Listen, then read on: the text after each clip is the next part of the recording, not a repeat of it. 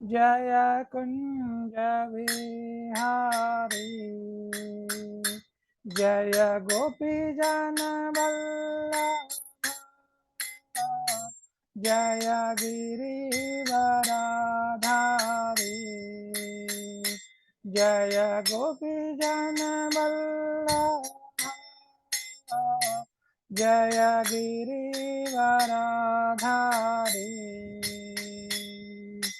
यशोदानंदन व्रज जनरंग यशोदानंदन व्रज जनरंग यमुना तीरा वनचारी यमुना तीरा वनचारी जय राधा माधव जय कुंज विहारी हरे कृष्णा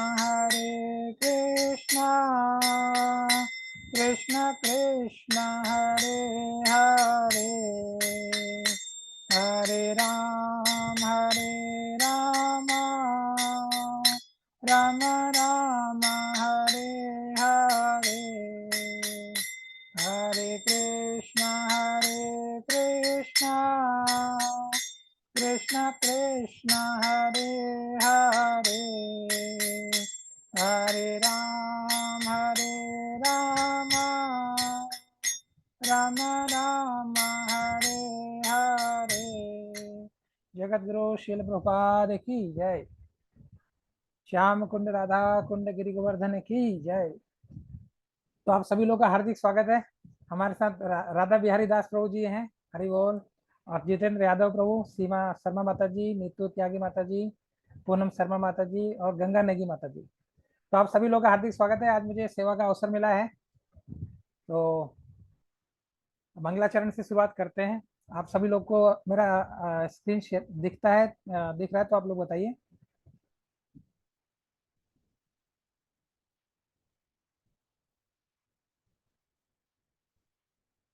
आप लोग देख पा रहे हैं? जी प्रभु जी।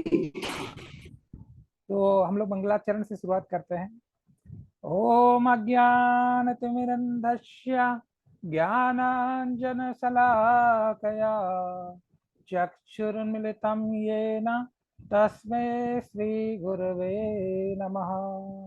श्रीचैतन्यमनोभीष्टं स्थापितं येन भूतले स्वयं रूप कदा मह्यं ददाति स्वपदान्तिकम्। वन्देऽहं श्रीगुरुं श्रीयुतपदकमलं श्रीगुरुन् वैष्णवांश्च श्रीरूपं साग्रजातां सहगण रघुनाथातं सजीवं साद्वैतं सावधूतं परिजनसहितं कृष्ण चैतन्य देवं श्रीराधा कृष्ण पादान् सहगण ललिता श्री विशाखांश्च। हे कृष्ण करुणा सिंधु दीनबंधु जगतपते गोपेश गोपिका कांत राधा कांत नमस्तुते। तप्त कांचन गौरांगी राधे वृंदावनेश्वरी वृषभानुसुते देवी प्रणमामि हरिप्रिये। वाञ्छाकल्पतरुभ्यश्च कृपा सिन्धुभ्येव च पतितानां पावनेभ्यो वैष्णवेभ्यो नमो नमः। जय श्री कृष्ण चैतन्य प्रभु नित्यानंद श्री अद्वैत गदाधर श्रीवासादि गौर भक्तवृंद। हरे कृष्णा कृष्णा कृष्णा हरे हरे हरे राम राम राम हरे हरे। हरे कृष्णा कृष्णा कृष्णा हरे हरे हरे राम राम राम हरे हरे। नमो विष्णुराय कृष्ण कृष्णाय कृष्ण कृष्ण।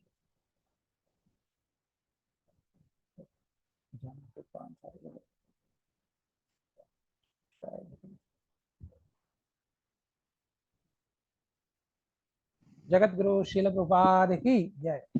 तो आप सभी लोग का हार्दिक स्वागत है। आज का हमको जो हम लोग प्रोग्राम शुरुआत करेंगे, सबसे पहले आप लोग कैसे करते हैं? आध्यात्मिक उन्नति से करते हैं कि प्रचार ही सारे शुरुआत करते हैं? क्योंकि आध्यात्मिक उन्नति से करते हैं प्रभु जी। किससे करते हैं? आध्यात्मिक उन्नति। आध्यात्मिक उन्नति। बहुत बढ़िया ब्रो। तो आध्यात्मिक उन्नति, हम भगवान से विनती करते हैं कि हमारी आध्यात्मिक उन्नति कैसे हो, है ना, हमारा स्पिरिचुअल डेवलपमेंट कैसे हो। तो सबसे पहले चैतन्य महाप्रभु को प्रणाम करते हैं।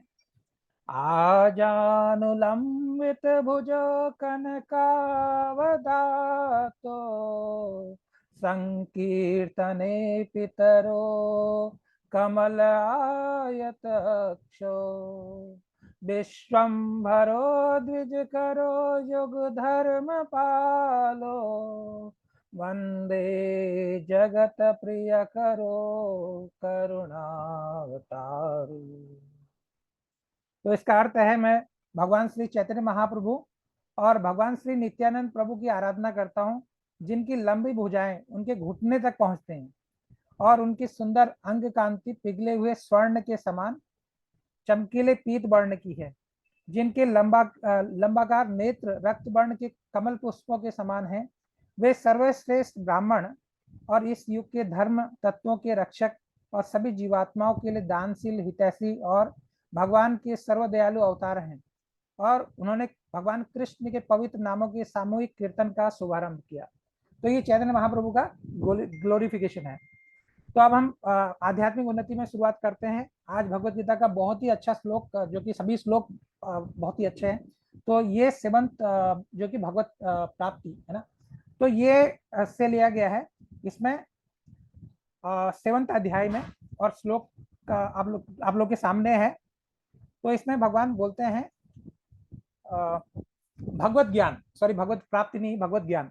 मतः परम तरम नान्यम किंचित अस्ति धनंजय मयि सर्वम इदम प्रोक्तम सूत्रे मणि गणा इव। एक एक शब्द देखिए, सुनिए। मतः परतरम नान्यम किंचित अस्ति धनंजय मयि सर्वम इदम प्रोक्तम सूत्रे मणि गणा इव। मतः परतरम नान्य किंचित अस्ति धनंजय मयि सर्वम इदं प्रोक्तम सूत्रे मणिगणा इव। सूत्र बोलते हैं धागे को, है ना। मणिगणा यानी मोतियों को। जब धागे में किसको, मोतियों को बुनते हैं तो क्या बनती है? माला बनती है ना। तो भगवान बोलते हैं मत्तः यानी मुझसे परे, परतरम मुझसे परतरम यानी मुझसे परतरम यानी मुझसे श्रेष्ठ कुछ भी नहीं है, अन्य कुछ भी नहीं है। हे धनंजय, अर्जुन को बोलते हैं धनंजय, क्योंकि अर्जुन ने का नाम एक धनंजय नाम है। तो बोलते हैं कि मुझसे परे यानी मुझसे श्रेष्ठ कोई सत्य नहीं है। तो जिस प्रकार मोती में मोती धागे में गुथे रहते हैं, मोती के दाने जो हमारी माला भी धागे में गुथे रहते हैं ना, उसी प्रकार ये सब कुछ मुझ पर आश्रित है। अगर धागे पर सब कुछ आश्रित है, तो जिस प्रकार मोती जो है गुथे जाते हैं किसमें? धागे में। इसी प्रकार सब कुछ पूरा सब भगवान पर आश्रित है। तो भगवान ही इस पूरे सृष्टि को एक धागे में गुथे हुए है ना। सभी को एक धागे में गुथे हुए, जैसे माला के मोती को गुथे हुए हैं, इसी प्रकार भगवान भी गुथे हुए हैं। भगवान पर ही सब कुछ आश्रित है। तो अब ये बात बताते हैं, परम सत्य क्या है? साकार है ना। अगर बहुत सारे लोग बोलते हैं कि निराकारवादी, कि नहीं परम सत्य निराकार है, वो परब्रह्म है, वो तो ब्रह्म है ना। और हम लोग का भी ऑब्जेक्टिव क्या है? हम भी ब्रह्म में मर्ज होना चाहते हैं, हम भी ब्रह्म ज्योति में मिलना चाहते हैं। तो ये क्या है? आंशिक ज्ञान है, ये आंशिक ज्ञान है। ये भगवान का पूर्ण साक्षात्कार नहीं है कि वो लोग केवल ब्रह्म तक ही सीमित है, और ब्रह्म के आगे क्या होता है? परमात्मा, और परमात्मा के आगे क्या है? भगवान। तो ये 3 अलग अलग स्टेजेस हैं भगवान को जानने के, परम सत्य को जानने के। जो ब्रह्म में है वो केवल सत्य तक रह जाते हैं, सत्य। और जो क्या है? परमात्मा, वो सत्य और चित्त तक पहुंचते हैं। और जो भक्त है वो सच्चित आनंद भगवान के रस का रसास्वादन करता है। तो ये परम सत्य, जो निराकारवादी लोग हैं वो केवल ये मान के चलते हैं कि परम सत्य का निराकार रूप है ना, वो निराकार को मानते हैं। तो परम सत्य साकार है कि निराकार है, इसमें बहुत बड़ा विवाद चलता है। तो भगवत गीता का प्रश्न है, जहां तक भगवत गीता का प्रश्न है, परम सत्य तो क्या है, भगवान श्री कृष्ण है। और भगवान श्री कृष्ण, हमको इससे बहुत ज्यादा पुष्टि होती है, भगवान ने लीलाएं की, भगवान ने वृंदावन में बहुत सारी लीला की, और भगवान आज भी अपने भक्तों के साथ बहुत सारी लीला करते हैं। तो भगवान साकार है ना। तो परम सत्य भगवान श्री कृष्ण है, और इसकी पुष्टि पद पद पर होती है, हर जगह पर इसकी पुष्टि होती है। इस श्लोक में विशेष रूप से बल दिया गया कि परम सत्य पुरुष है, परम सत्य पुरुष है, यानी उनका कोई रूप है, रंग है, लीलाएं हैं। तो इस बात की कि भगवान परम सत्य है, ब्रह्म संहिता में भी इसकी पुष्टि हुई है। ब्रह्मा जी बोलते हैं, ईश्वरा परम कृष्ण सच्चिदानंद विग्रह, कि परम सत्य भगवान श्री कृष्ण क्या है, आदि पुरुष है, वही आगार गोविंद है, और वही सच्चिदानंद स्वरूप है ना। तो भगवान ब्रह्मा जी से बढ़कर ज्ञानी कोई हो नहीं सकता। ब्रह्मा जी का जो ज्ञान है वो हम लोग कभी उसका कंपेयर भी नहीं कर सकते, कभी तुलना भी नहीं कर सकते। तो ब्रह्मा जी पूरा सृष्टि का निर्माण करते हैं भगवान के आदेश से, और भगवान ही उनके हृदय में प्रकट होकर के वेदों का ज्ञान को स्पिरिट करते हैं, तेने ब्रह्म हृदय आदि कबे, है ना। तो ब्रह्मा जी को सब कुछ ज्ञान है, ब्रह्मा जी ज्ञान की पराकाष्ठा है। तो ब्रह्मा जी को ही भगवान ज्ञान देते हैं, और ब्रह्मा जी बोल रहे हैं कि भगवान कौन है, परम कृष्ण, ईश्वर परम कृष्ण। अब ईश्वर कौन होता है, ईश्वर होते हैं जो कंट्रोलर हैं, जो कंट्रोलर हैं। तो भगवान क्या है, परम ईश्वर है, परम ईश्वर, क्योंकि भगवान ही पूर्ण सब चीज को कंट्रोल करते हैं। तो ईश्वर परम कृष्ण सच्चिदानंद विग्रह, देखिए अभी बताया, जो भक्त है वो भगवान के सच्चिदानंद विग्रह को समझता है, वो चित्त सत्य चित्त आनंद तीनों आ जाता है इसमें, है ना। नहीं तो जो जो निराकारवादी है, जो ब्रह्मवादी है, केवल सत्य तक रह जाते हैं, सत्य सत्य, है ना। और जो दूसरे कैटेगरी के लोग हैं, योगी हैं, वो सत्य और चित्त। तो भक्त सच्चिदा आनंद विग्रह का रसास्वादन करता है। और परम सत्य सत्य जो भगवान श्री कृष्ण है, आदि पुरुष है ना, वही सबके आदि है, और वो आनंद के आगार है।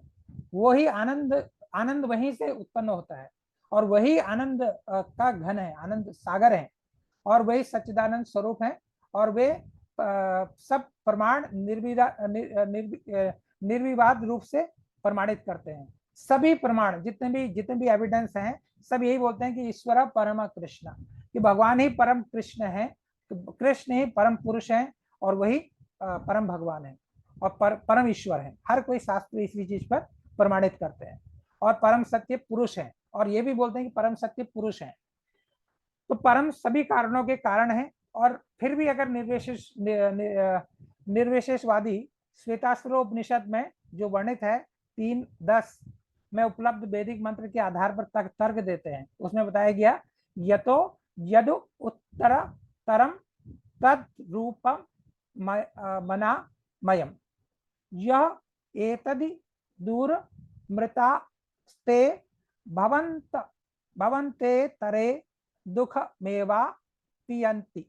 तो भौतिक ब्रह्मांड, ये श्वेतास्त्रोपनिषद में बताया गया कि भौतिक जगत में ब्रह्मांड के आदि जीव, यानी भौतिक जगत, ये जो जगत है, हम लोग जो दुर्ग में है, ये दुर्गा देवी के संरक्षण में है, ये भौतिक जगत, ये भौतिक जगत जो है ब्रह्मांड के आदि देव, है ना।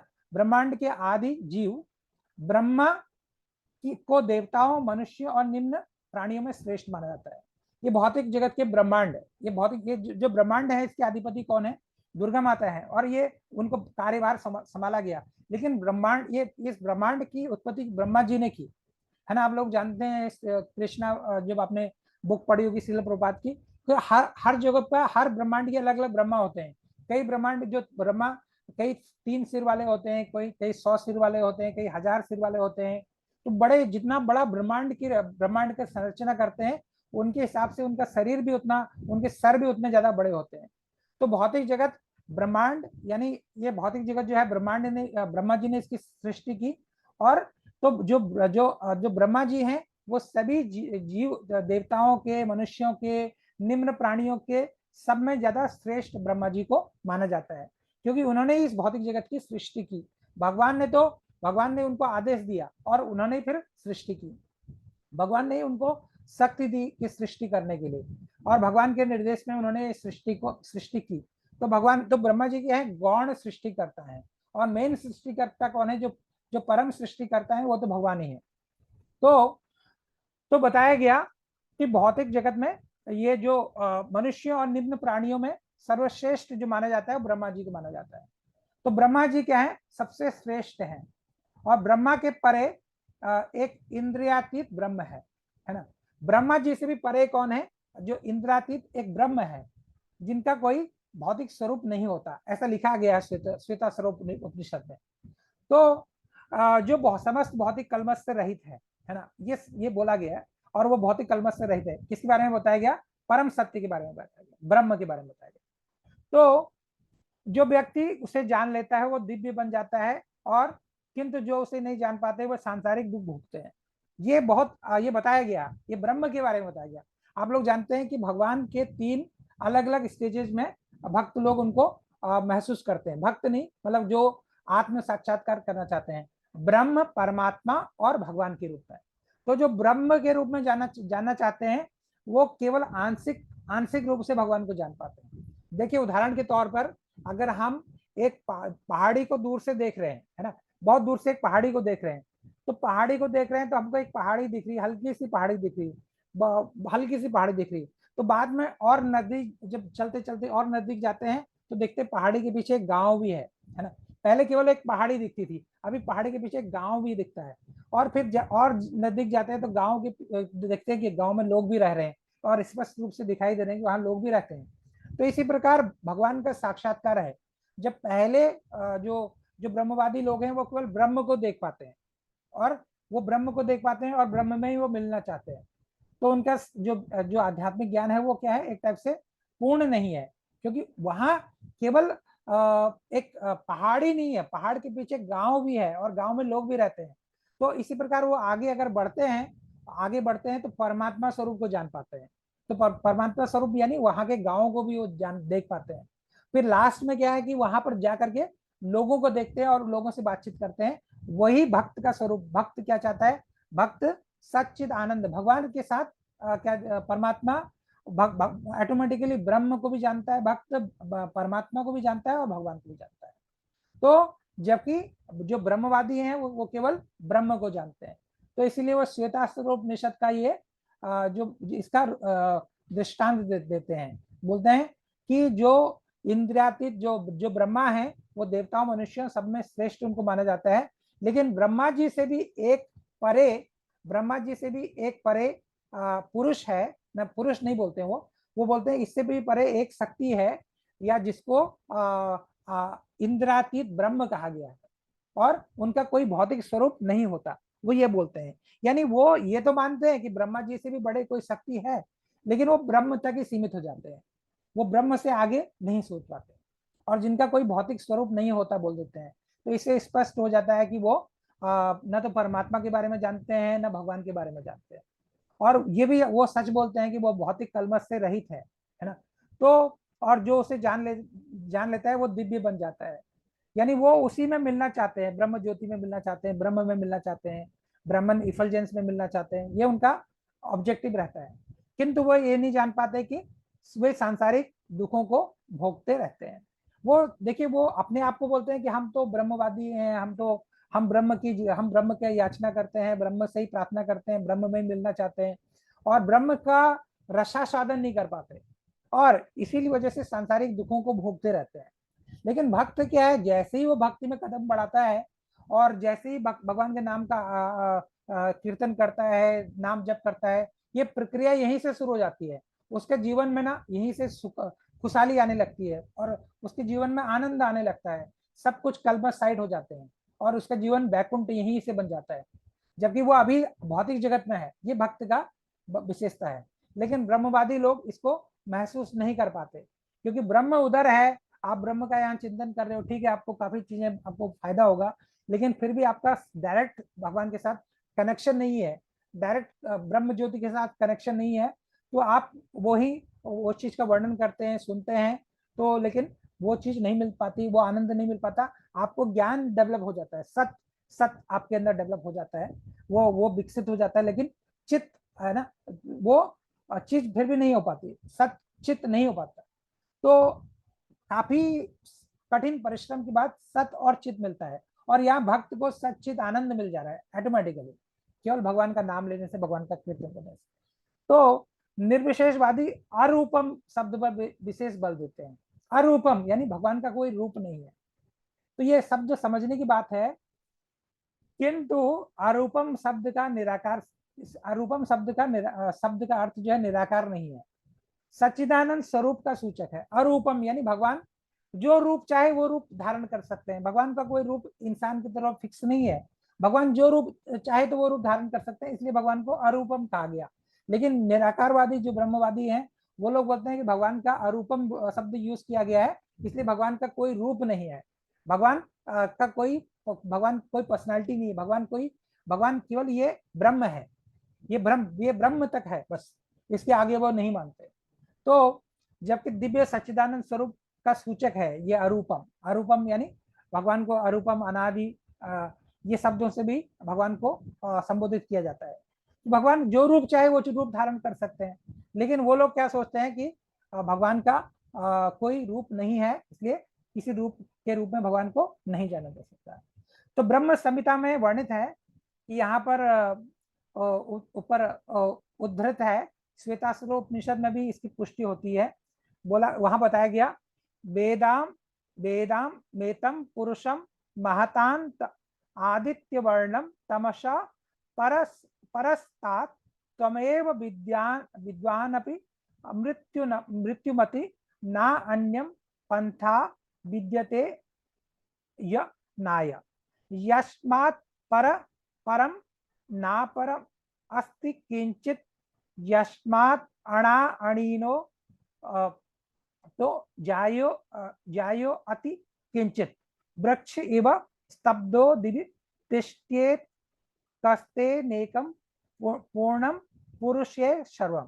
तो ये श्वेताश्वरोपनिषद में बताया गया। इसका अर्थ क्या है? इसका अर्थ यह है कि मैं उन भगवान को जानता हूँ जो अंधकार की समस्त भौतिक अनुभूतियों से परे है। ये भौतिक जगत क्या है? अंधकारमय एक जगत है। यहाँ पर अंधकार है। अंधकार इसलिए है क्योंकि यहाँ पर सूर्य और चंद्रमा का प्रकाश की जरूरत होती है, तब ये जो है यहाँ पर प्रकाश पड़ता है। अगर सूर्य और चंद्रमा अपना कार्य करना बंद कर दें तो यहाँ केवल अंधकार है। इस भौतिक जगत में केवल अंधकार है, यहाँ अंधकार ही अंधकार है। लेकिन आध्यात्मिक जगत में ऐसा नहीं है। आध्यात्मिक जगत स्वतः प्रकाशित होता है, हमेशा प्रकाश ही रहता है, हमेशा। तो बताया गया कि मैं उन भगवान को जानता हूं जो आध्यात्मिक जगत की समस्त भौतिक अनुभूतियों से परे है। हम अपनी अनुभूति, भौतिक जगत की जो अनुभूति है, इससे परे है भगवान। भगवान क्या है? परे हैं। तभी भगवान बोलते हैं मत्त पर तरम नान्या किंचित अस्ति धनंजय। उनको जानना मृत्यु जन्म के बंधन का उल्लंघन करना है। यानी उनको जानने वाला मृत्यु जन्म के बंधन का उल्लंघन कर सकता है, यानी छूट जाएगा। अगर भगवान को जानेगा, भगवान की दिव्य लीला को जानेगा, भगवान के जन्म को जानेगा, भगवान के प्राकट्य को जानेगा। भगवान के लिए जन्म शब्द प्रयुक्त नहीं है, तो भगवान के प्राकट्य को जानेगा, तो इस भौतिक बंधन का जो हमारा जन्म मृत्यु है, ये क्या हो जाएगा? ये कट जाएगा, फिर बहुत से पार हो जाएगा। तो परम पुरुष के इस ज्ञान के अतिरिक्त मोक्ष का अन्य कोई साधन नहीं है।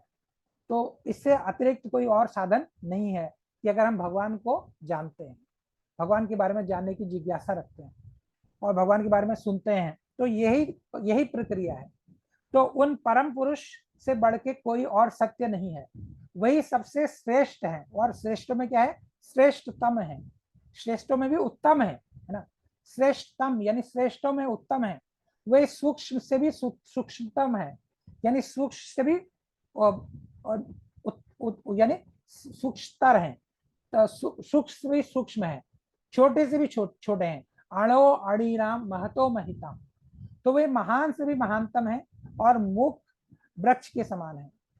और भगवान के दिव्य गुणों के प्रकट किया गया, और वो दिव्य आकाश को प्रकाशित करते हैं। और जिस प्रकार वृक्ष की जड़ें फैलाता है, इसी प्रकार वे अपना विस्तार शक्तियों के रूप में करते हैं। तो इस श्लोक से निष्कर्ष निकलता है कि परम सत्य श्री भगवान है और अपनी विविध परा और अपरा शक्तियों के द्वारा सर्वव्यापी है। तो बहुत ही अच्छे से बताया गया। अगर आप लोगों को कोई प्रश्न है यहाँ पर तो मैं प्रश्न का समाधान पहले करता हूँ कि भगवान जो है वो अंधकार की जो भौतिक जगत की हमारी अनुभूतियां हैं इससे परे हैं, क्योंकि भगवान इस परा जगत के नहीं है। इस भगवान ने परा प्रकृति को बनाया, भगवान क्या है, परे हैं, इससे परे हैं। और इस भौतिक जन्म के जो चाहता है कि मैं बार बार पुनरपि जननी जठरे शयनम, है ना, बार बार जन्म, बार बार मृत्यु, इससे छुटकारा अगर पाना है तो परम पुरुष भगवान का शरण ग्रहण करना चाहिए और भगवान का को जानने का प्रयास करना चाहिए। अगर ये करते हैं तो ऑटोमेटिकली प्रक्रिया शुरू हो जाती है, आध्यात्मिक उन्नति होने लगती है। तो ये परम पुरुष से बढ़ के कोई सत्य नहीं है, वही परम श्रेष्ठ, उनसे श्रेष्ठ कोई चीज नहीं है। और वो सबसे सूक्ष्म है, एक चींटी के शरीर में भी है और एक बहुत बड़ा विशालकाय हाथी के शरीर में भी वो है ना। वो महान से भी महानतम है और मोक्ष वृक्ष के समान स्थित है, और वृक्ष के अंदर भी भगवान है, और वृक्ष के समान भी चाहे तो वो प्रकट हो सकते हैं और दिव्य आकाश को प्रकाशित करते हैं। ये आकाश को भी प्रकाशित भगवान ही करते हैं सूर्य और चंद्रमा के माध्यम से। लेकिन दिव्य आकाश जो कि स्पिरिचुअल वर्ल्ड है ना, भगवान बोलते हैं स्पिरिचुअल वर्ल्ड के बारे में भगवत गीता में, यद गत्वा न निवर्तन्ते न तत्र भाष्यतो सूर्य न शशांको न पावका यद गत्वा न निवर्तन्ते तद धाम परमम मम। यानी मेरा धाम में सूर्य और चंद्रमा के प्रकाश की जरूरत नहीं पड़ती, वो अपने आप प्रकाशित रहता है, और जो वो धाम में एक बार चला जाता है उसको ये वापस इस भौतिक जगत में नहीं आना पड़ता। तो ये दिव्य आकाश है, ये भगवान का दिव्य आकाश के बारे में है। तो भगवान अपनी जड़ें ऐसी फैलाते हैं, भगवान ही क्या करते हैं, सभी चीजों का सृष्टि करते हैं ब्रह्मा जी के माध्यम से।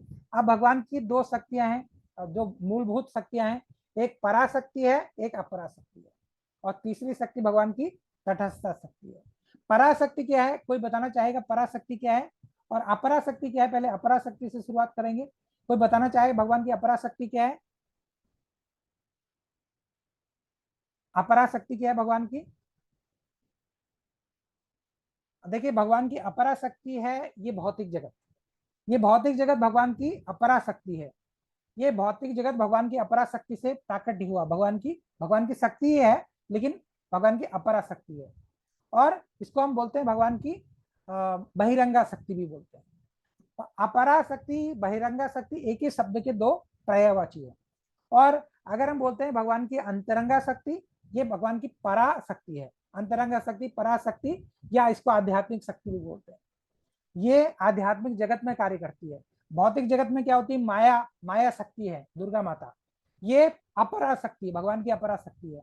ये भौतिक जगत के सारे कार्य माया देवी करती है, जो दुर्गा माता है। और यही आध्यात्मिक जगत में कौन करती है? योग माया करती है, जो कि भगवान की शक्ति है आध्यात्मिक जगत में। तो आप देखते हैं कृष्ण लीला में सब कार्य योग माया के द्वारा संपन्न किए जाते हैं, माया देवी के द्वारा नहीं किए जाते, दुर्गा माता के द्वारा नहीं, योग माया के द्वारा। तो दुर्गा माता क्या करती है? ये अपरा जगत की शक्तियों को संचालित करती है, और जो परा जगत की शक्तियों को संचालित करती है वो योग माया करती है। तो ये भौतिक जगत, हम जीव भौतिक जगत में क्यों है? क्योंकि हम अपरा शक्ति को सब कुछ मान बैठते हैं, हम अपरा शक्ति को ही, हम इस भौतिक जगत को ही सब कुछ मान बैठते हैं, और हम भगवान की पराशक्ति के बारे में जिज्ञासा नहीं करते या पराशक्ति के बारे में नहीं जानते। इसीलिए बार बार हम लोग बार बार जन्म यहीं पर होता है ना, तो बार बार हम यहीं पर सोचते हैं। तो हमारा जिज्ञासा क्या होनी चाहिए? पराशक्ति के बारे में होना चाहिए। भगवान इसके बारे में विस्तृत रूप से भगवत गीता में बताते हैं, तो कभी अवसर मिलेगा तो उस पर भी ज्यादा टॉपिक पर वो करेंगे। तो अब यहाँ पे प्रश्नोत्तर आता है, तो आप चाहिए तो प्रश्नोत्तर को हम सेशन के लास्ट में भी ले सकते हैं, और अगर आप चाहे तो प्रश्नोत्तर को अभी पूछें तो वो भी कर सकते हैं। तो आप लोग क्या चाहते हैं, पहले प्रश्नोत्तर किया जाए कि सेशन के लास्ट में, क्लास के लास्ट में? साथ साथ ही कर लो प्रभु जी। हाँ, साथ साथ करते हैं, ठीक है। तो मोती की तुलना किससे की गई है बताया गया यहाँ पर, मोती की तुलना किससे की गई है और धागे की तुलना किससे की गई है? बताएंगे प्रभु? जितेंद्र यादव प्रभु बताइए, मोती किसको बताया गया यहाँ पर और धागा किसको बताया गया? धागा प्रभु जी, धागा तो नहीं समझ आया, लेकिन भौतिक जीवन जो हमारा अध्यात्म अध्यात्म से हमें दूर करता है, प्रभु से दूर करता है, और ये जो हमारा मृत्यु लोक में जो भी चीजें हम भोगते हैं वो भौतिक जीवन से जुड़ी हुई है ये हमारी। देखिए बहुत अच्छा धन, भौतिक, हाँ, आपदा, संपत्ति। ये भौतिक जगत है। और यहाँ पर जो तुलना की गई है भौतिक जगत, जो मोती है, मोती तुलना की गई है, हम सब लोग मोती के दाने हैं, सब लोग मोती के दाने के समान है। हम लोग कितना अपने को भक्ति में लगाते हैं वो तो अलग बात है।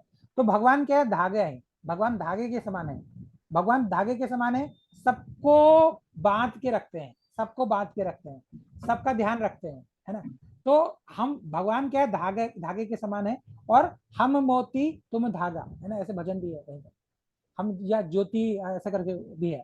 तो भगवान की तुलना जो है धागे से की गई, मोती की तुलना ये जो जो जगत में जो सभी जीव हैं ये सभी बधे हुए हैं ना, तो धागे से, धागे ने ही पिरोया है, इस धागे में ही सबको पिरोया है।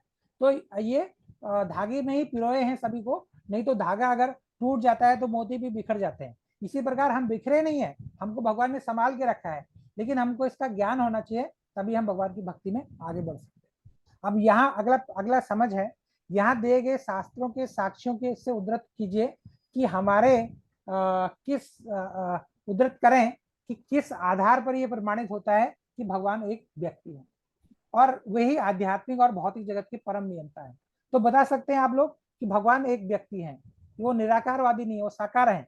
कैसे बोल सकते हैं ये बात, किसने बताया ये बात कि भगवान साकारवादी है, भगवान का रूप है, भगवान की लीलाएं हैं, भगवान का धाम है, तो इतना सब कुछ होगा तो वो कोई निराकार थोड़ा ना होंगे।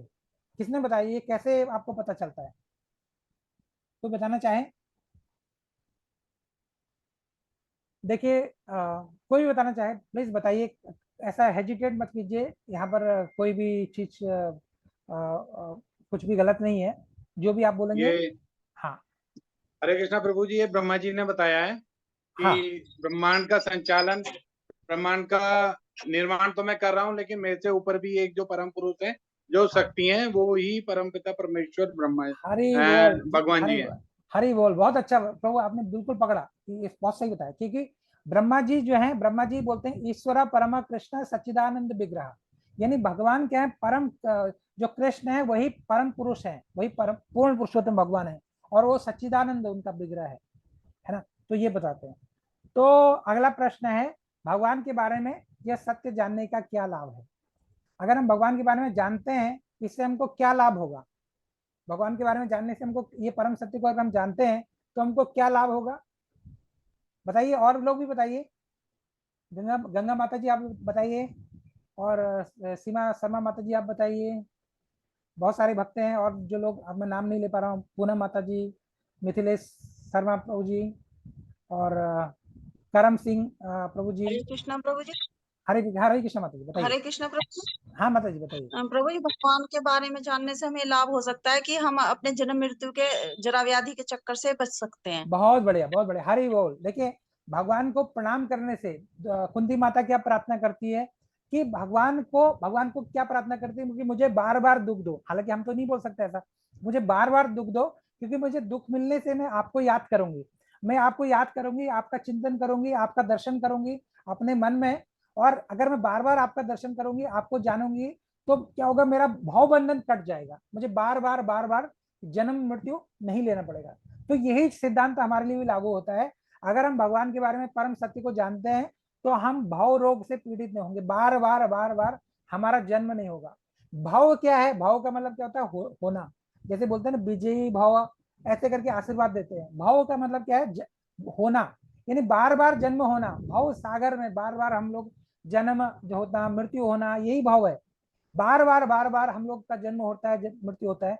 अगर हम परम सत्य के बारे में जिज्ञासा करते हैं और भगवान ने जो निर्देश दिए उसका पालन करते हैं, और भक्त जो निर्देश दे रहे हैं उसका पालन करते हैं, तो हम जन्म मृत्यु के चक्र से छूट जाते हैं। तो बहुत बड़ी उपलब्धि हो जाती है, बहुत बड़ा हम लोग का जीवन सफल हो जाता है अगर हम परम सत्य को जानते हैं, जिस हमारा जीवन सफल हो जाता है, नहीं तो हमारा जीवन क्या असफल है। अब क्या है, भगवान के बारे में सत्य को न जानने से या न समझने से क्या हानि होती है, तो इसी का उल्टा है। अगर भगवान के बारे में नहीं जानेंगे, सत्य को नहीं जानेंगे, तो बार बार यही 84 के चक्र में पड़ेंगे, कभी अधोगति को प्राप्त होंगे, कभी निम्न योनि में जाएंगे, कभी पशु योनि में जाएंगे, बार बार यही चलेगा, भगवान की प्राप्ति कभी नहीं होगी।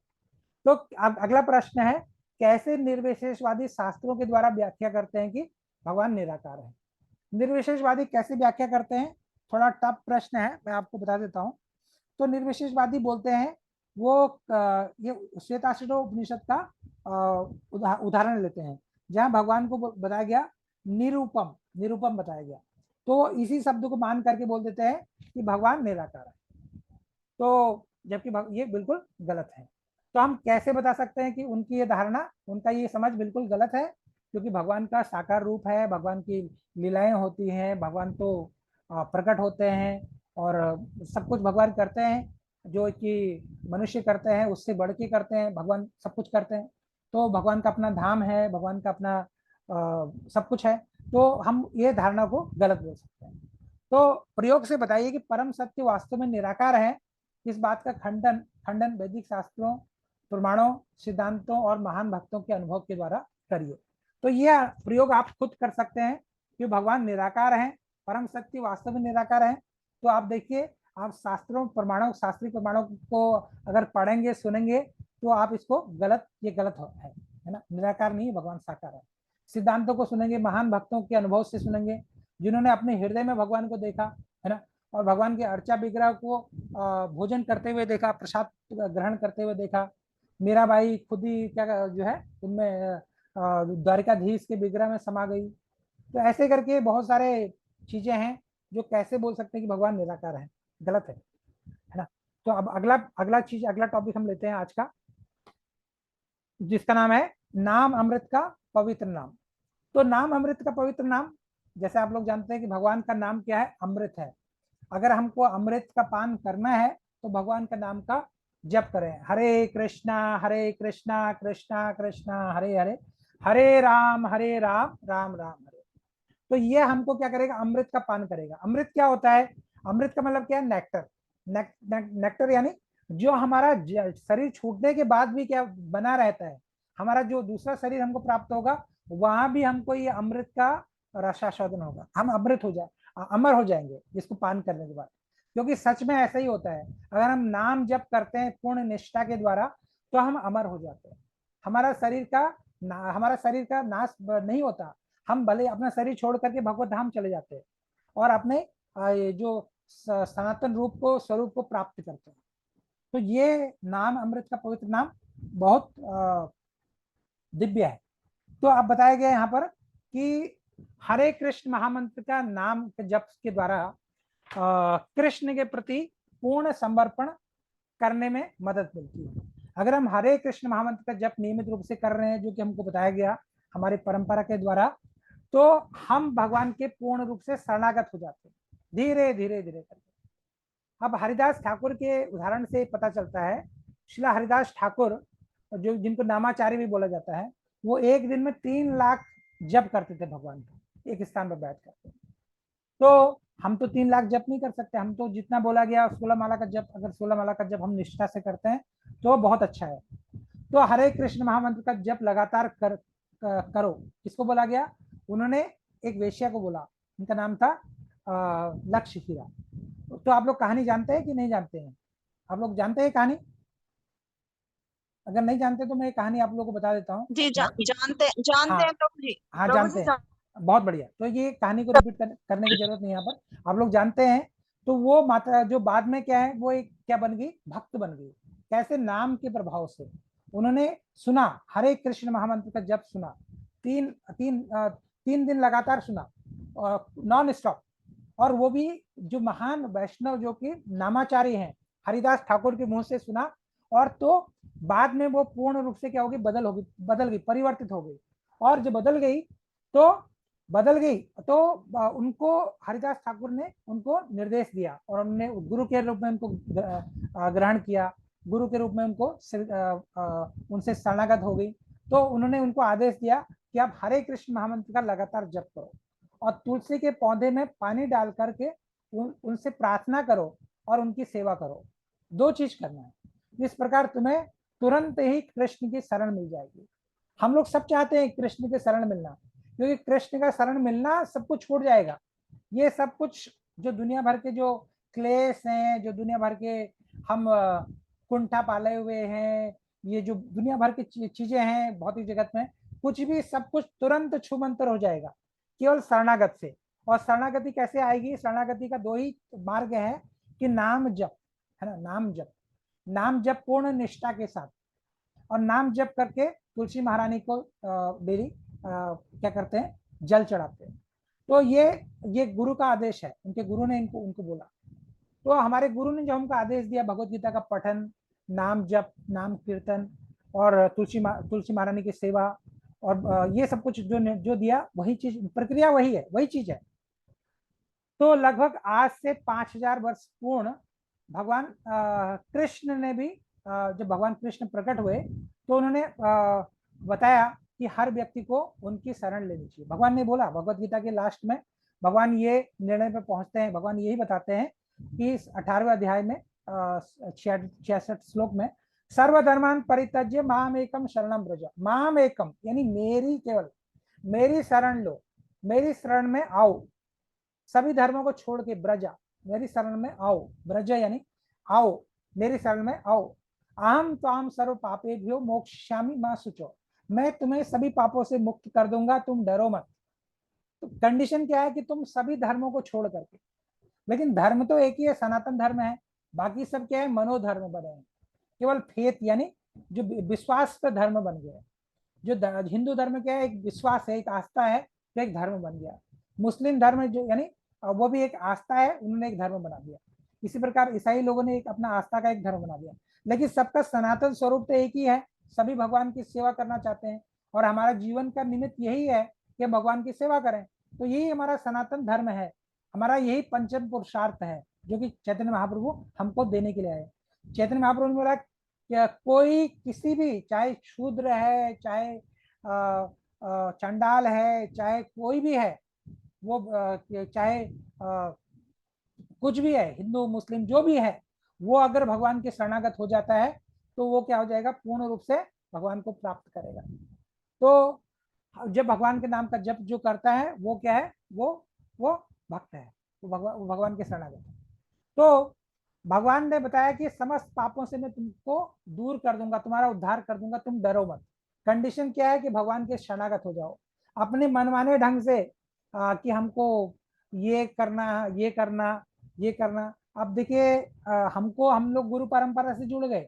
अब गुरु परंपरा से जुड़ गए तो हम लोगों को गुरु का निर्देश है कि 16 माला का जप करना, है ना। तो आप 16 माला का जप न करके हमको कोई कुछ और करने के लिए बोल रहे हैं कि आप पीपल के पेड़ में ना ये धागा बांध दो, ये पीपल के पेड़ में ये करो, ये करो, दुनिया भर की चीजें बोल रहे हैं, तो आपको ये मिलेगा, ये मिलेगा। तो फिर भी अगर हमको नाम रूपी धन मिल गया, फिर भी हम ये चीजों के पीछे भाग रहे हैं, तो ये कोई अच्छी बात यहाँ पर नहीं बोल सकते। क्योंकि आपको अगर परम दृष्टवा निवर्तते, है ना, आपको भगवान का नाम मिल गया जो कि परम धन है, जो कि इससे बड़ा कोई चीज है ही नहीं, इसमें सब कुछ इंक्लूड हो जाता है। आप उसको पूर्ण निष्ठा से अगर पालन नहीं करते, फिर भी अगर छोटी मोटी चीजों को देखते हैं, तो फिर हम भगवान के नाम का, जप का, ये चीज का रसास्वादन नहीं कर रहे हैं। अगर रसास्वादन करते तो हम छोटे टेस्ट में नहीं फिर दोबारा से उलझते। तो हमको ऐसा, तो क्योंकि भगवान साफ साफ बोल देते हैं कि सर्वधर्मान परित्यज्य। आप देखते हैं नंद बाबा जब गोवर्धन पूजा कर रहे थे, जब जब जब गोवर्धन पूजा से पहले इंद्र की पूजा कर रहे थे, तो भगवान ने निश्चित उनको बोल दिया कि आपको ये सब कुछ देवी देवताओं का पूजा करने की जरूरत नहीं, आप गोवर्धन का पूजा करो। भगवान ये तो नहीं बोल सकते कि मेरी पूजा करो, क्योंकि उनके पिताजी उनकी पूजा कर रहे हैं तो उनको अच्छा नहीं लगेगा, क्योंकि ये शिष्टाचार भी उनको दिखाना था। तो गोवर्धन के रूप में भगवान अपने आप को ही, गोवर्धन भगवान से अभिन्न है, लेकिन ब्रजवासी इस तथ्य को नहीं जानते थे। तो भगवान गोवर्धन के रूप में अपनी ही पूजा करा करके उनका सबका उद्धार उन्होंने कर दिया। तो हमको बहुत सोचना चाहिए, सोच समझ के कि हम अपना समय तो नहीं बर्बाद कर रहे, हम लोग कुछ और चीज तो नहीं कर रहे, है ना।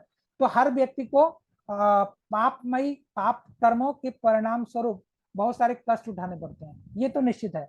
हम जो करते हैं तो लेकिन कृष्ण कहते हैं तो यदि कोई उनके शरणागत हो जाता है, तो हम पाप करते हैं तो हमको कष्ट मिलते हैं, बार बार पाप करते हैं, बार बार कष्ट मिलते हैं। हम लोग समझ नहीं पाते हैं इतने सारे कष्ट कहाँ से आ रहे हैं, मेरा ये हो गया, वो हो गया, पागल हो जाते हैं। हम लोग समझ नहीं पाते कष्ट क्यों आ रहे हैं, कष्ट क्यों आ रहे हैं।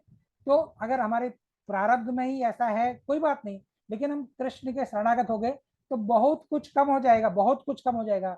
इवन कि हमारा नाम जब अगर पूर्ण निष्ठा से होगा तो पूरा खत्म भी हो जाएगा, पूरा खत्म हो जाएगा हमारे जो प्रारब्ध है। और ये जन्म तो हम अच्छा कर ही रहे हैं। तो भगवान आज की सभ्यता में लोग क्या है, कृष्ण को जानने की रुचि नहीं रखते, लेकिन और न तो अपने पापों से छुटकारा पाने में रुचि रखते हैं ना, कृष्ण को जानना ही नहीं चाहते हैं, कृष्ण को जानने में रुचि नहीं रखते हैं, न तो अपने पापों को उसे छुटकारा पाने में रुचि रखते हैं। फिर वो दुनिया भर के कष्ट उनके जीवन में आते हैं। और आत्मसमर्पण की विधि जो है भगवत गीता के अंतिम अध्याय में भगवान ने बताई गई। ये सर्वोच्च शिक्षा है जो भगवान बताते हैं। तो जो लोग समर्पण नहीं कर पाते उनके लिए अच्छा है कि वो हरिदास ठाकुर की आज्ञा के अनुसार क्या करें, हरे कृष्ण महामंत्र का जप करें। तो हम लोग सभी उसी कैटेगरी में आते हैं, हम पूर्ण रूप से भगवान को समर्पित नहीं है।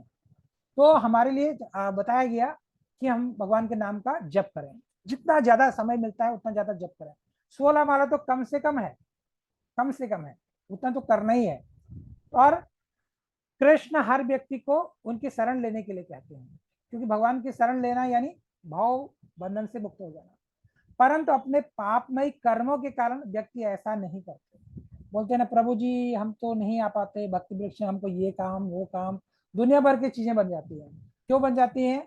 मेरा पोता बीमार हो गया, मेरा ये हो गया वो हो गया, दुनिया भर की चीजें बन जाती है। ठीक है, पोता बीमार हो गया तो ठीक हो जाता है, लेकिन फिर भी वो अगली बार कुछ और चीज हो जाता है पोते के साथ ही, अगली बार पोते को स्कूल छोड़ना, अगली बार ये, फिर कुछ और चीज है ना, पोते को पार्क में घुमा रहे थे तो भक्ति वृक्ष नहीं आ रहे, ऐसे करके एक्सक्यूज देते हैं। तो ये क्या है, ये सब कुछ चीजें क्या है, माया ठग रही है, माया ने हर लिया ज्ञान। तो इसीलिए ये प्रवृत्ति जो है इससे बाहर नहीं निकल पा रहे। तो भगवान बोलते हैं कि अपने पापमय कर्मों के कारण ये सब कुछ होता है। तो वो प्रेरणा ही नहीं मिल पाती कि मैं सत्संग में जाऊं या फिर मैं जाकर के हरि नाम कीर्तन करूं, ग्रुप में कॉन्जुगल चैंटिंग करूं, भगवान का नाम का जप पूर्ण करूं, ये नहीं मिल पाता। ये चीज में आनंद भी नहीं आता, क्योंकि अपना एफर्ट भी नहीं है अपना। देखो भक्ति में सफलता के दो मेन चीज है, गुरु का आशीर्वाद, गुरु की कृपा, और फिर भगवान की का आशीर्वाद। तो और तीसरा क्या है, हमारा एफर्ट, हमारा अपना कोशिश। हम कोशिश ही नहीं करेंगे, गुरु भी क्या अपना आशीर्वाद कैसे दे सकते हैं, भगवान भी अपनी कृपा कैसे करेंगे। तो अगर हम प्रयास करते हैं तो सब कुछ संभव है। नम दुष्कृतनो मूढ़ा प्रपद्यन्ते नराधम। तो भगवत गीता में भगवान बोलते हैं 7वें अध्याय में, जो निपट मूर्ख हैं और जो मनुष्यों में अधम लोग हैं, वो जिनका माया के द्वारा ज्ञान अपहरण कर दिया गया, 3 चीजें जो लोग हैं, और जो नास्तिक प्रवृत्ति को धारण करने वाले हैं। 4 प्रकार के लोग भगवान की शरण कभी ग्रहण नहीं करते। ये 4 लोग कौन है? और भगवान भगवत गीता में बोलते हैं चतुर्विधा भजन्ते माम जना सुकृतिनो अर्जुन आर्तो अर्थार्थ जिज्ञासु ज्ञानिनो च भरतर्षभ। 4 प्रकार के लोग मेरी शरण में आते हैं। कौन आते हैं? जो अर्थार्थी, जो यानी बहुत ज्यादा कष्टों से बहुत ज्यादा छुटकारा पाना चाहते हैं, कष्टों से आराम चाहते हैं, वो मेरी शरण में आते हैं। और कौन आते हैं?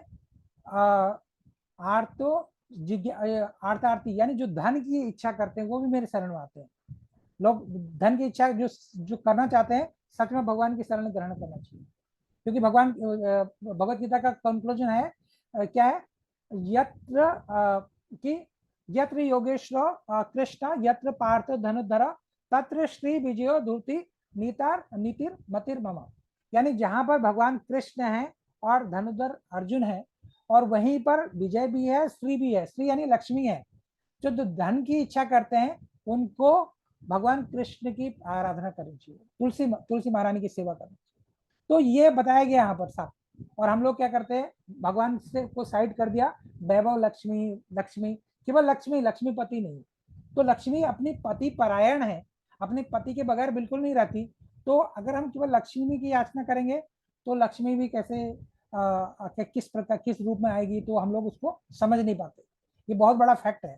तो बताया गया कि जो इसी प्रकार 4 प्रकार के लोग, जो अर्थार्थी और फिर जिज्ञासु जो चाहते हैं ज्ञान अर्जन करना, जो जिज्ञासु जो जिज्ञासा करते हैं वो भी भगवान की शरण ग्रहण करते हैं।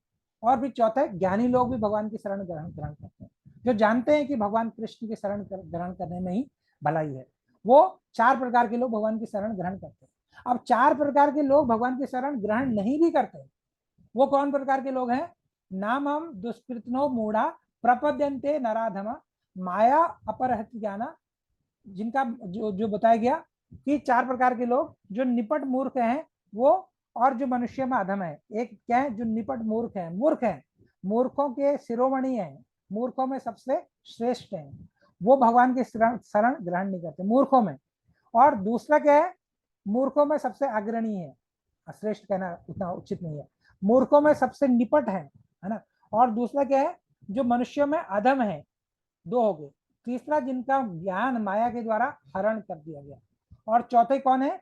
जो असुरों के नास्तिक प्रवृत्ति को धारण करने वाले। ये 4 प्रकार के लोग भगवान की शरण कभी भी ग्रहण नहीं करते, चाहे उनको कितनी भी ठोकर लग जाए, कितना भी वो कुछ भी हो जाए उनके जीवन में, कभी भगवान की शरण ग्रहण नहीं करते।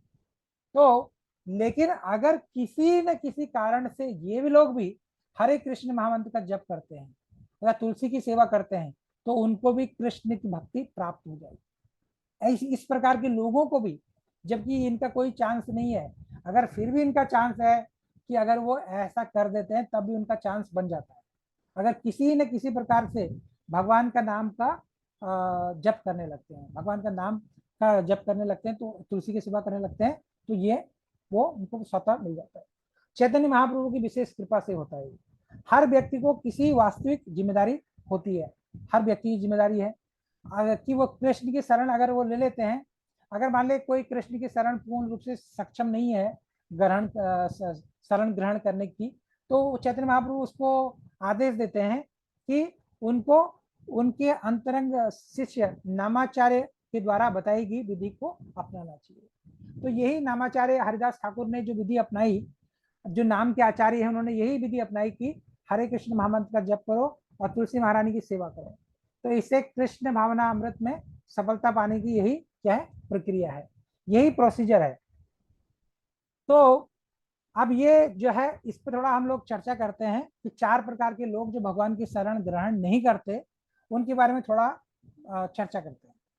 तो अब ये श्लोक बहुत ही बताया गया, न माम दुष्कृतिनो मूढ़ा प्रपद्यन्ते नराधमा माया अपहत ज्ञाना आसुरम भावम आसीता। यानी ये 4 जो निपट मूर्ख हैं, मनुष्य में अधम है, जिनका ज्ञान माया के द्वारा हर लिया गया है, जो असुरों की नास्तिक प्रवृत्ति को धारण करने वाले हैं, ये भगवान की शरण कभी ग्रहण करते हैं। भगवत गीता में कहा गया है कि भगवान के चरण कमलों की शरण ग्रहण करने से मनुष्य प्रकृति के कठोर नियमों को लांघ सकता है। तो यहाँ पर प्रश्न किया जा सकता है, अगर जब ये सब कुछ है, तो इतने बड़े बड़े विद्वान, इतने बड़े बड़े वैज्ञानिक, व्यापारी, शासक है ना, और जनता के नेता जो कि सर्वशक्तिमान है भौतिक दृष्टि से, ये भौतिक दृष्टि, तो ये भगवान के शरण क्यों नहीं ग्रहण करते? ये तो बड़ी बड़ी योजनाएं बना के तो ऐसे चलते रहते हैं। तो ये मुक्ति का द्वार क्यों नहीं खोजते, यानी ये क्यों नहीं चाहते ऐसा करें? तो भगवान इसका सरल उदाहरण देते हैं कि ये मनुष्य में क्या है? अधम है। तो इसका बहुत कठोर यहाँ पर उदाहरण दिया जाता है कि ये बड़ी बड़ी नास्तिक योजनाएं बनाते हैं, है ना, कि ऐसा होगा, हम 5 वर्षों के बाद यहाँ पर होंगे, पंचवर्षीय योजना, हम 10 साल के बाद यहाँ होंगे, हम 20 साल के बाद यहाँ होंगे, और ऐसे बड़ी बड़ी योजनाएं बनाते हैं। और भगवान से कोई, भगवान का इसमें भगवान से के निर्देशन, भगवान को केंद्र में रख के कुछ भी नहीं करते, केवल अपने मनमाने ढंग से बड़े बड़े वैज्ञानिक बड़ी बड़ी योजनाएं बनाते हैं कि down the line 100 years, down the line 20 years will achieve this, ये अचीव दिस, वो अचीव दिस, ये इस टाइप की बातें करते हैं, बड़ी बड़ी सांसारिक योजनाएं बनाते हैं कि हम लोग कर मुक्त हो जाएंगे, ये मुक्त हो जाएंगे। लेकिन ये कहीं पर नहीं बोलते हैं कि हम भगवान की भक्ति करेंगे, हम भगवत प्राप्ति कर लेंगे, ऐसा कहीं भी नहीं बोलते, क्योंकि वो भगवान से विमुख है। तो भगवत गीता में स्पष्ट रूप से कहा गया है कि भौतिक शक्ति परमेश्वर के पूर्ण निर्देशन में कार्य करती है।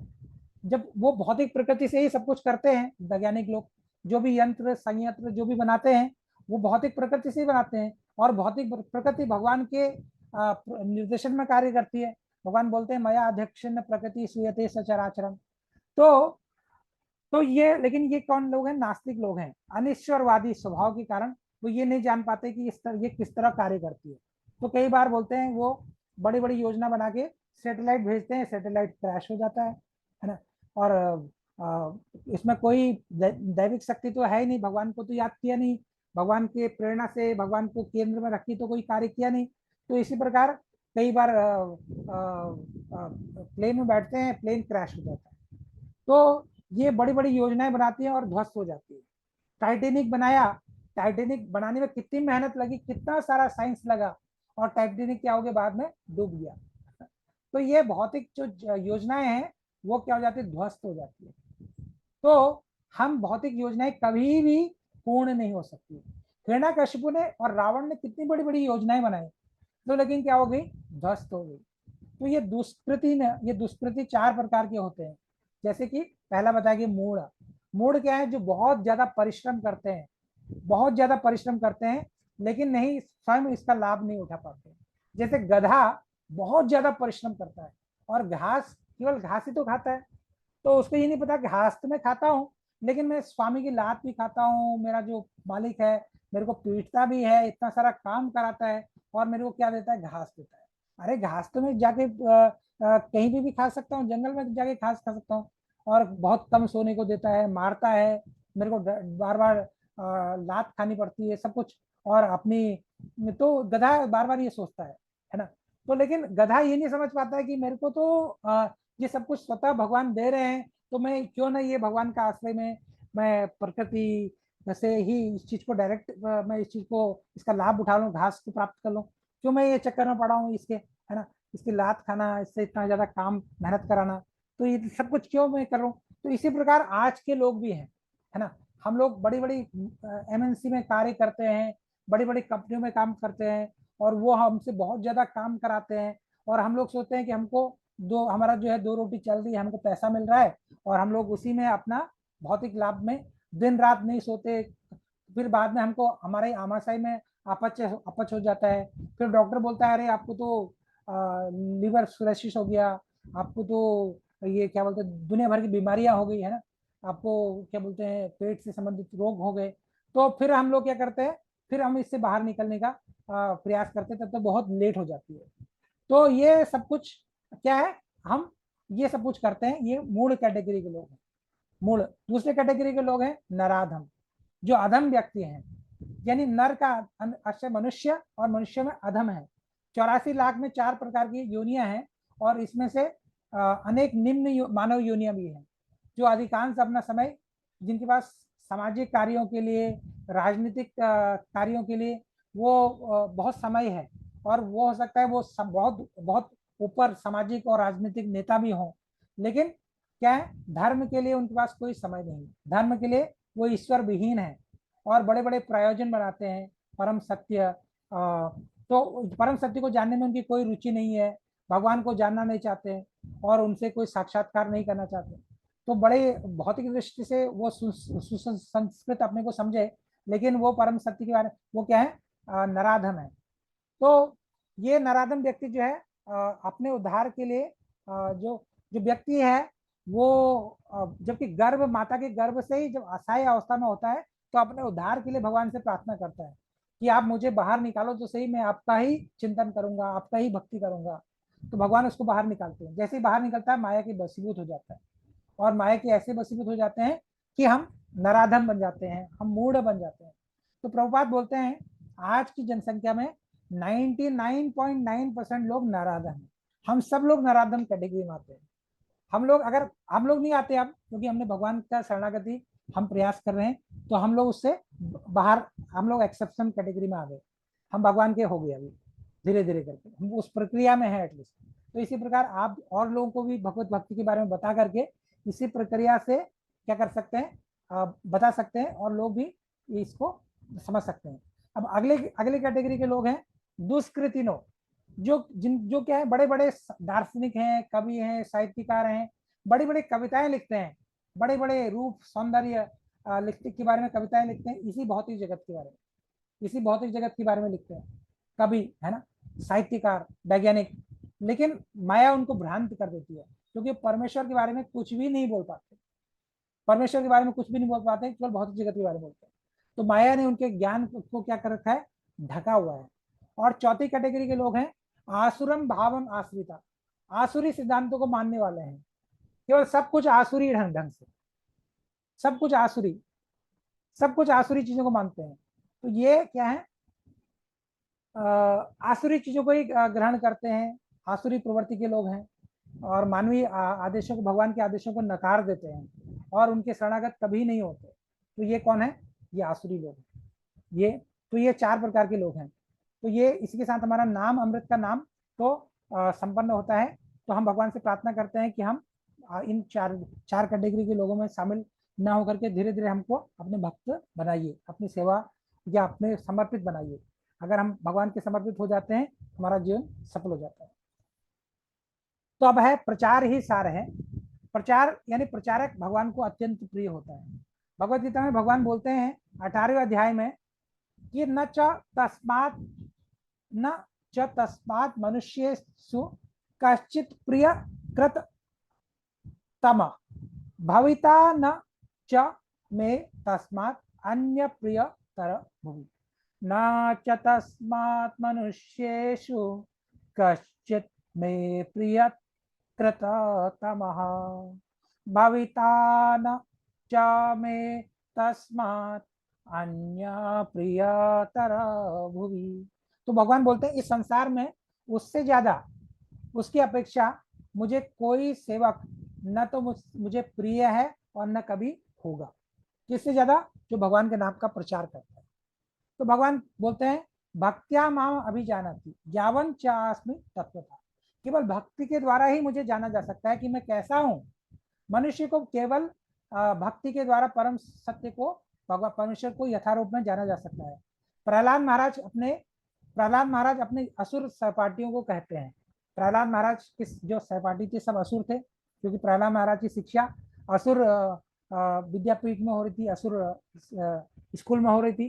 तो उनके सभी सहपाठी असुर थे, लेकिन वो प्रहलाद महाराज के संग से बड़े आनंदित होते थे, क्योंकि भगवान उनको, प्रहलाद महाराज उनको भगवान की कथा सुनाते थे, भगवान के नाम का कीर्तन बताते थे। तो प्रहलाद महाराज क्या बोलते हैं कि प्रत्येक व्यक्ति कृष्ण भावनामृत विज्ञान का उपदेश देकर भक्ति की प्रक्रिया को स्वीकार करे, सभी लोगों को भक्ति के बारे में बताए और इसको स्वीकार करें। उपदेश देना यानी प्रचार करना भगवान की सर्वोत्तम सेवा है। और जो व्यक्ति कृष्ण भावनामृत में प्रचार के कार्य में लगा है, उससे भगवान तत्काल अति प्रसन्न हो जाते हैं, भगवान बहुत ज्यादा प्रसन्न हो जाते हैं। न च तस्मात् मनुष्येषु कश्चित् अन्य प्रिय कृतम। इस संसार में उससे प्रिय न तो मुझे कोई था और न कभी होगा। यदि कोई भगवान की यश, उनकी श्रेष्ठता का उपदेश करके कृष्ण भावनामृत को फैलाने का सच्चा प्रयास करता है, तो भले ही वो अपूर्ण और शिक्षित क्यों ना हो, भले ही पढ़ा लिखा ना हो, लेकिन उसके मन की इच्छा हो कि भगवान के नाम का प्रचार किया जाए, तो भगवान उसको अपना प्रियतम दास बना देते हैं और उसको ऐसा ज्ञान भी दे देते हैं कि वो 4 लोगों को बोल करके, भले ही अनपढ़ है, 4 लोगों को बोल करके भक्ति में जोड़ सकता है। ये भक्ति है। भक्ति में पढ़ाई लिखाई का कोई जरूरत नहीं है। भक्ति में पढ़ाई लिखाई है तो अच्छी बात है, नहीं है तो और अच्छी बात है, क्योंकि आप भगवान की सेवा और अच्छे से कर सकते हो नाम जप के द्वारा, और सभी लोगों को बता सकते हो बहुत सहज रूप से। क्योंकि पढ़ाई करके भी लोग क्या हो सकते हैं, भगवान से द्वेष करने लगते हैं, दुष्कृतनो बन सकते हैं, नराधमा बन सकते हैं। अब जैसे कि अभी पढ़ा, वो पढ़े लिखे लोग तो हैं, तो अनपढ़ आदमी ज्यादा भला अगर वो भगवान का भक्त है। तो जो ही भगवान प्रसन्न होते हैं तो अपने जीवन का उद्देश्य पूरा हो जाता है। तो चैतन्य महाप्रभु बोलते हैं यारे देखे तारे कहो कृष्ण उपदेश, जिसको भी देखो सबको कृष्ण का उपदेश दो, इसी से तुम्हारा जीवन सफल हो जाएगा। तस्मात् सर्वेषु भूतेषु दया कुरुत सौहृदम भावम आसुरम उन्मुच्य यथा तुष्यति अधोक्षजा। यानी हे असुर साथियों, हे मेरे तरुण मित्रों, प्रहलाद महाराज बोल रहे हैं, तुम ऐसा करो कि भगवान भौतिक ज्ञान की धारणा से जो परे हैं वो तुमसे प्रसन्न हो जाए, और तुम अपनी आसुरी प्रकृति को छोड़ दो और शत्रुता और द्वेष से रहित होकर कर्म करो और सभी जीवों में भक्ति का जागरण करो और दया प्रदर्शित करो, और इस प्रकार तुम भगवान के हितैषी बन जाओगे। तो ये भगवान, ये प्रहलाद महाराज अपने साथी को बोलते हैं, भगवान के प्रिय कृतम, यानी भगवान के साथी बन जाओ, भगवान के साथी नहीं, भगवान के प्रिय बन जाओगे। तो इससे पूरे समाज में क्या हो जाएगी, शांति बनेगी, शांति। भगवान भगवत गीता में बोलते हैं, भोक्ताराम यज्ञ तपसा सर्वलोक महेश्वरम सुहृदयम सर्वभूतानाम यज्ञात्वा शांति इच्छति। अगर जब जान जाते हैं हम लोग भगवान के साथ हमारा क्या संबंध है और भगवान ही प्रत्येक वस्तु के स्वामी हैं और भगवान ही परम भोक्ता हैं, तो हम भी क्या होने लगते हैं, हम पूर्ण शांति को प्राप्त कर लेते हैं।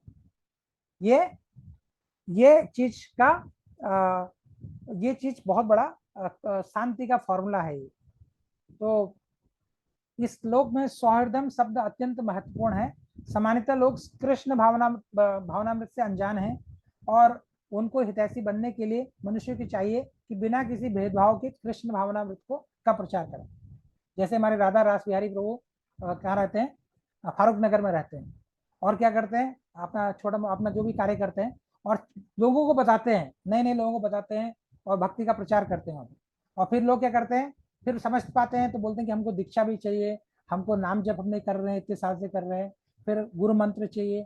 फिर क्या करते हैं, वो भक्ति पूर्ण निष्ठा से करते हैं, है ना। ऐसे करके बहुत सारे भक्त बनते हैं।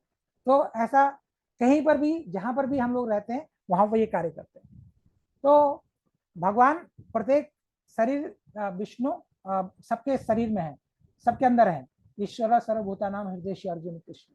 मनुष्य को चाहिए कि ज्ञान का उपयोग करके सभी लोग को इसके बारे में बताए। तो भगवान क्या है, 60 ऐश्वर्य पूर्ण है, 6 ऐश्वर्यों से पूर्ण है। तो इसी के साथ जो है प्रचार ही सार भी संपन्न होता है। अगर किसी को कोई प्रश्न है शुरू से लेकर लास्ट तक, तो आप लोग अपना प्रश्नोत्तर पूछ सकते हैं। हम लोग के पास कुछ समय है प्रश्नोत्तर के लिए। तो मैं देखना चाहता हूँ अभी हमारे साथ कौन कौन लोग जुड़े हैं।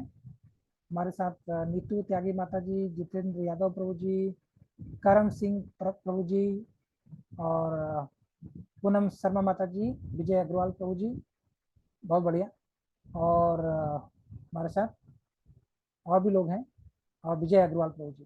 तो आप जिसके भी कोई प्रश्न है तो आप प्रश्न पूछिए, तो मैं कोशिश करूंगा कि आपको प्रश्नों का उत्तर मिले। हाँ प्रभु।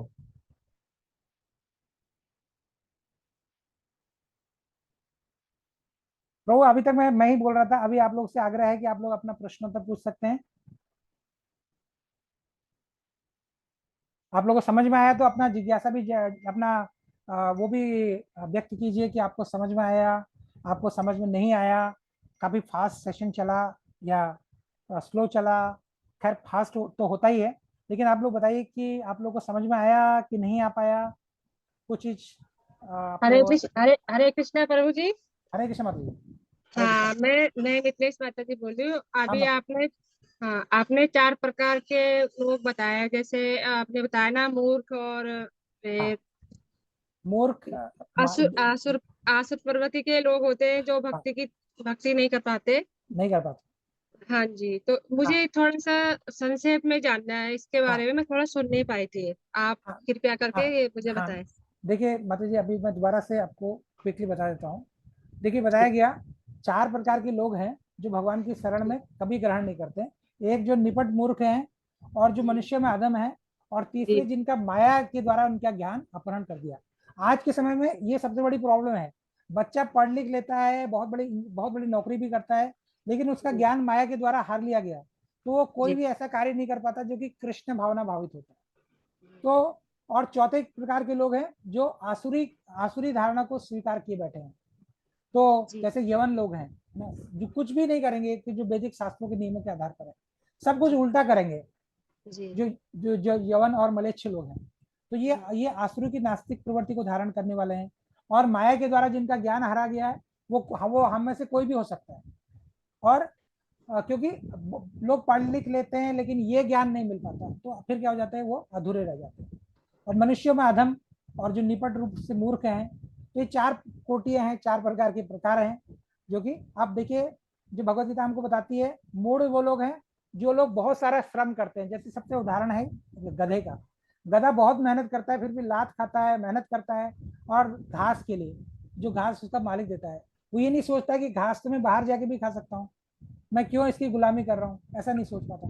तो इसी प्रकार हमारी भी स्थिति है। हम लोग बड़ी बड़ी कंपनी में या कंपनी में काम करते हैं और उनके निर्देश से ही अपना वो चलाते हैं, वो जो कहते हैं वही कार्य करते हैं, अपना अपना कई बार रात भर जग के मेहनत करते हैं। तो बाद में क्या होता है, हम लोग बीमार पड़ जाते हैं, फिर इलाज होता है, फिर बच पाते हैं नहीं बच पाते हैं। ये गधा, ये मूढ़ कैटेगरी के लोग हैं।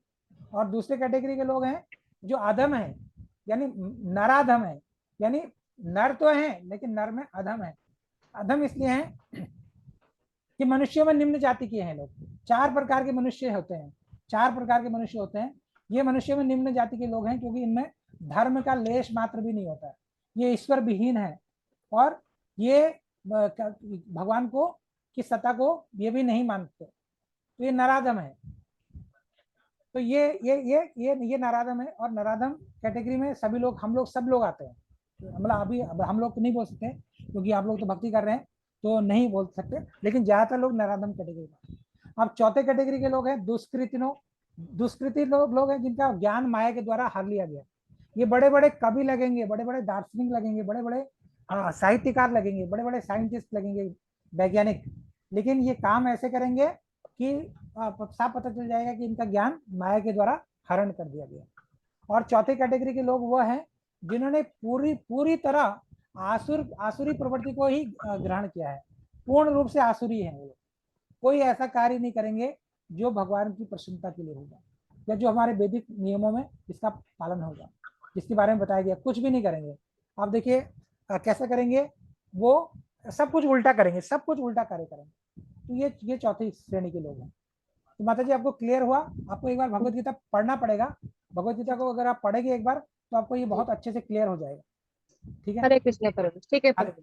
हरे कृष्ण माता जी। हरे और हरे किसी का, कृष्णा प्रभु जी, हरे कृष्णा। हरे कृष्ण प्रभु जी, हरे कृष्ण। हाँ हरे कर्म कृष्णा सिंह, प्रभु जी, दंडवत प्रणाम आपको। हाँ दंडवत प्रणाम प्रभु जी। कर्म सिंह प्रभु जी, प्रभु जी बताइए। एक बात तो बताओ, हाँ हम सब बड़ा अधम कौन है? आप इतने बड़े बड़े प्रवचन दे रहे, हमें नींद आ गई, हम सो गए। नहीं नहीं नहीं प्रभु जी, ये हमारा उद्धार कैसे होगा प्रभु जी? हम नहीं तो नहीं अधम नहीं में भी अधम है। नहीं नहीं प्रभु, बात ये है, ऐसा नहीं है प्रभु। अभी आप जो प्रक्रिया से जुड़ गए हैं ना, ये आपको हाँ। अधम अधम बनने नहीं देगी। देखिए एक मोबाइल को चार्जर पर लगाते हैं ना, मोबाइल में बैटरी बिल्कुल नहीं होती है, मोबाइल डेड होता है। हमने तो किसी को फोन कर पाते ना किसी का फोन उठा पाते। अगर चार्जर पर लगा देते हैं फोन को, तो फोन क्या होता है, धीरे धीरे धीरे चार्ज हो जाता है और लास्ट में क्या हो जाता है, फुल चार्ज हो जाता है।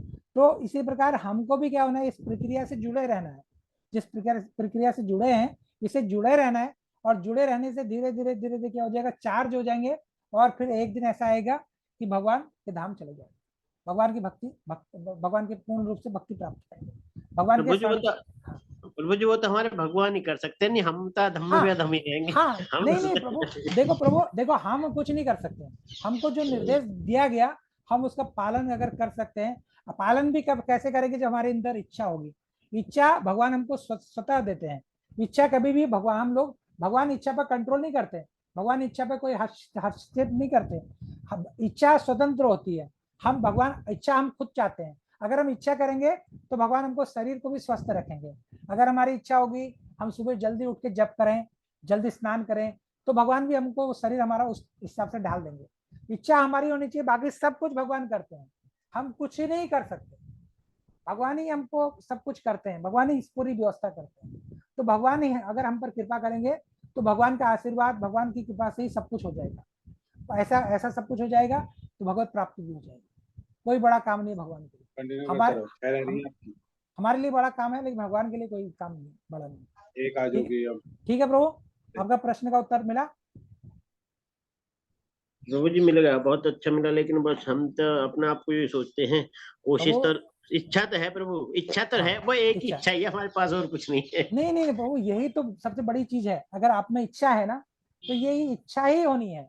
हमारा शरीर काम आएगा नहीं आएगा, हम बीमार पड़ गए, हमारे अंदर इच्छा है तो भगवान हमको वो प्रेरणा दे देंगे, वो शक्ति दे देंगे। सब कुछ भगवान से ही मिलना है, हमको केवल इच्छा रखनी है, इच्छा, केवल इच्छा हमको रखनी है, सब कुछ भगवान से ही मिलना है।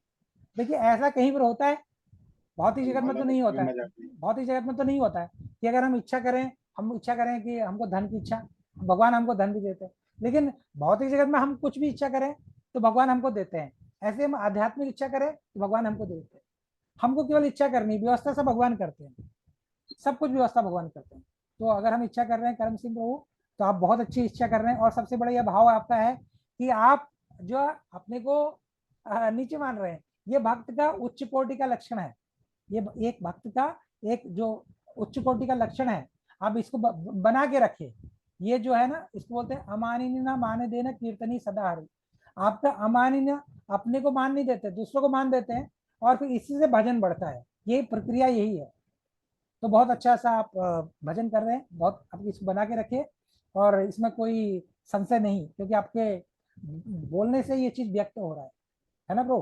तो आप इसको बना के रखिए, आपको भगवान की प्राप्ति जरूर होगी। ये नाम जब जो गुरु जो आपको जो हाँ जो परंपरा से बताया गया, इसका केवल पालन कीजिए। अगला प्रश्न है किसी का? अगला प्रश्न है,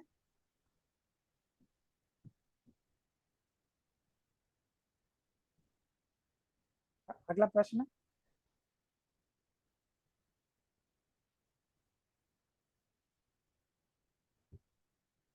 हाँ करम सिंह गौरव प्रभु, आपको आपका आंसर मिल गया। और जिदन त्यागी प्रभु, आप जिदन यादव प्रभु, आपको प्रश्न मिल गया। नीतू त्यागी माता जी, हाँ नीतू त्यागी माता जी, आपका कोई प्रश्न है? हरे कृष्णा प्रभु जी, आपका बहुत बहुत धन्यवाद प्रभु जी, आपने हमें इतने सुंदर तरीके से समझाया है कि माता जी, सब प्रश्नों आप लोग मुझे जो है इतना वो देते हैं, मुझे तो ये आप लोग का ही वो है। मेरा तो प्रभु जी कुछ भी करना माता जी की बातें हम आपको सुन पाए, उनका भी बहुत बहुत धन्यवाद है।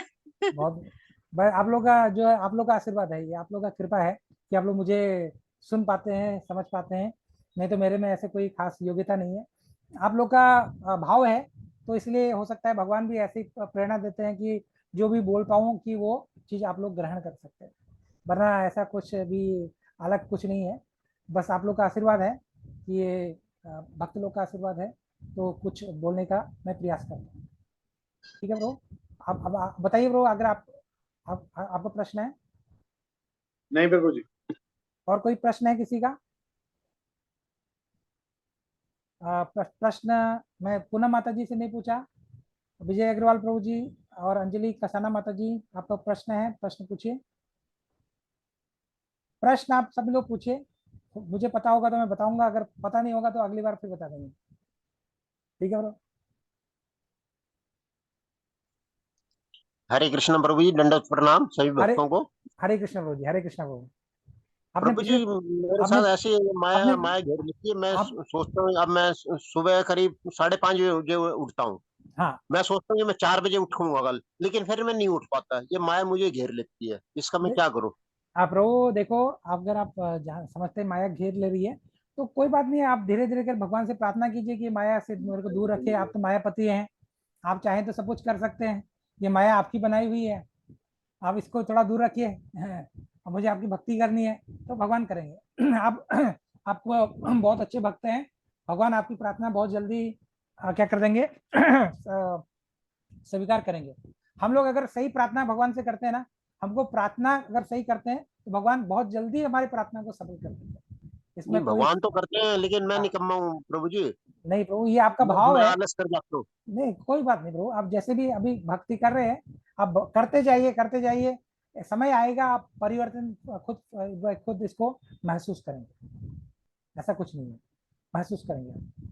देखिए बाकी करम सिंह बराव प्रभु जी, जितेंद्र यादव प्रभु 1 साल से पहले से भक्ति कर रहे हैं, सभी लोग कर रहे हैं, मिथिलेश माता जी, अंजलि माता जी, आप भी कर रहे हो, आप भी, मैं आपको काफी समय से देखता हूँ।